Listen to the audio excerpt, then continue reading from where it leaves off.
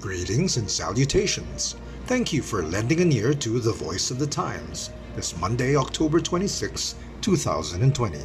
For today's editorial, why did the Philippines not join in rejecting the international right to abortion? The Philippine Constitution provides in Article 2, Sections 11 and 12 the following. Section 11. The state values the dignity of every human person and guarantees full respect for human rights. Section 12. The state recognizes the sanctity of family life and shall protect and strengthen the family as a basic autonomous social institution. It shall equally protect the life of the mother and the life of the unborn from conception.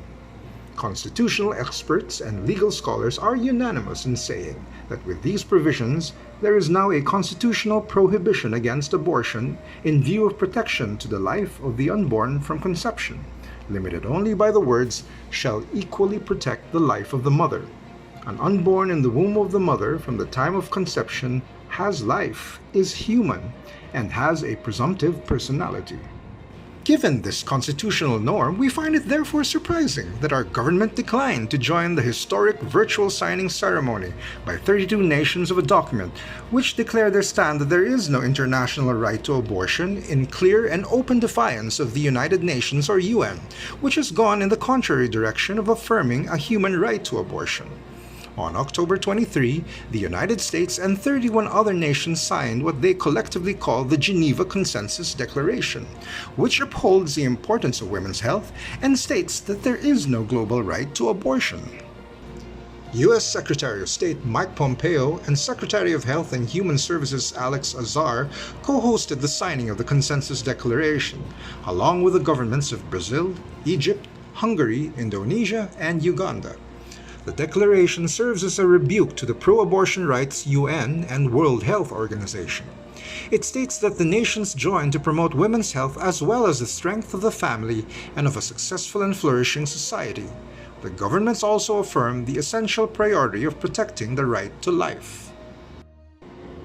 The countries that signed on to the declaration, which represent 1.6 billion people, also reaffirm all are equal before the law and that the human rights of women are an inalienable, integral, and indivisible part of all human rights and fundamental freedoms.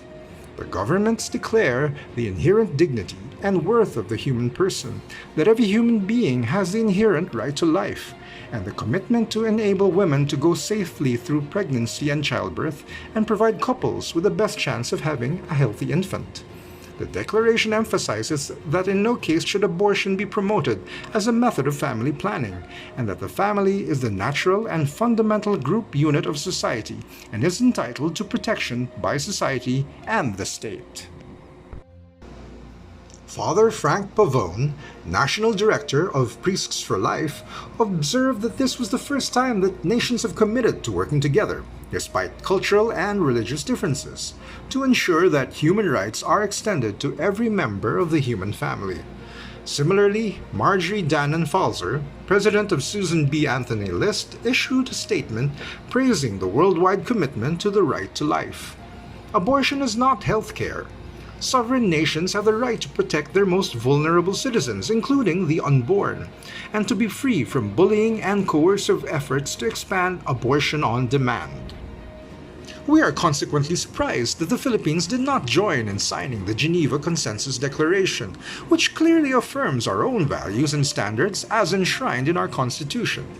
The only explanation we can find is that our diplomacy remains in the thrall of liberal internationalism and multilateralism, which in the 1990s plunged the world into a mania for treaties and made fashionable the invention and consecration of new human rights, in addition to those originally adopted at the founding of the UN. UN pronouncements notwithstanding, our nation's stand on abortion is no, and will remain no. And that's the editorial for Monday, October 26, 2020. For more news and information, get a copy of the Manila Times on print, subscribe to our digital edition, or log on to www.manilatimes.net. Follow us on Twitter, Facebook, and Instagram, and listen to The Voice of the Times.